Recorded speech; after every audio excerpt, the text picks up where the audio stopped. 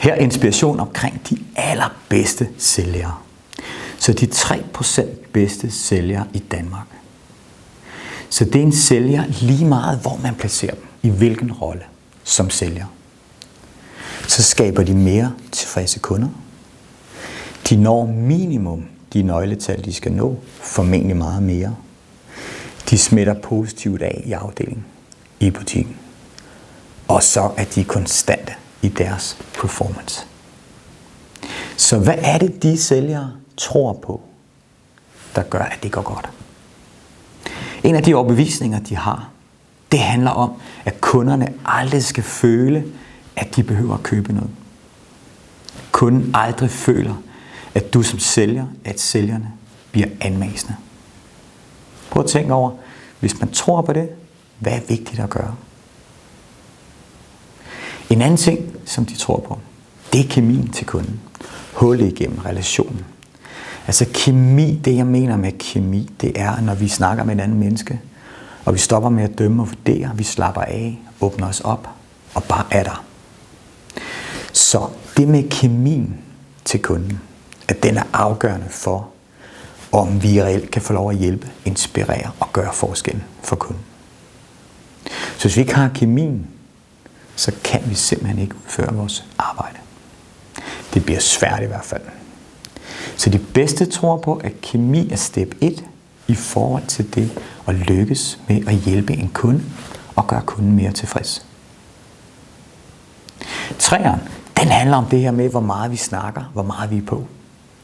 De bedste sælgere, som jeg har mødt, og de bedste 3% sælgere, det de tænker, det er bedre at sige få ting, men sige det, der er vigtigt for kunden. Fortælle om det, der gør forskellen for kunden. Så det handler ikke om at snakke meget. Det handler om at få en naturlig dialog og få en masse viden til at starte med. Og så gør det enkelt for kunden ved at sige det, der er vigtigt, og det, der gør forskellen. Så det er en anden ting, de bedste tror på. Den fjerde ting, de tror på, det er, at svaret ligger mere i, hvad kunden tænker, end i, hvad du synes eller tænker som sælger. Så det der med at være rigtig interesseret i kunden, forstå kunden, hvad kunden tænker, hvad kunden føler, hvilke holdninger kunden har, at det er altafgørende. Der er det meget mindre vigtigt, hvad jeg synes som sælger. Svaret er hos kunden. Og vi sælger kun noget, hvis det giver mening for kunden. Sidste ting, jeg vil nævne, det er det her med hastighed.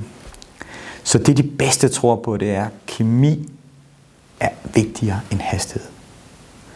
Så jeg går aldrig på kompromis med min hastighed i forhold til at køre på, og så misser jeg kemien med kunden. Om jeg står i en butik, i kassen, om jeg sidder på telefonen, i kundeservice, eller outbound salg, eller indgående salg, om jeg er key account manager. Det der også viser sig, det er, at hvis vi får kemi, så sparer vi tid. Men det de tror på, det er, at kemi er vigtigere end hastighed. Så vi går aldrig på kompromis med kemien for at øge hastighed. Så det var bare nogle gode ting, som de bedste tænker, som gør, at de gør det, de gør. For det vi tænker, påvirker rigtig meget det vi gør, og påvirker rigtig meget måden vi gør det på.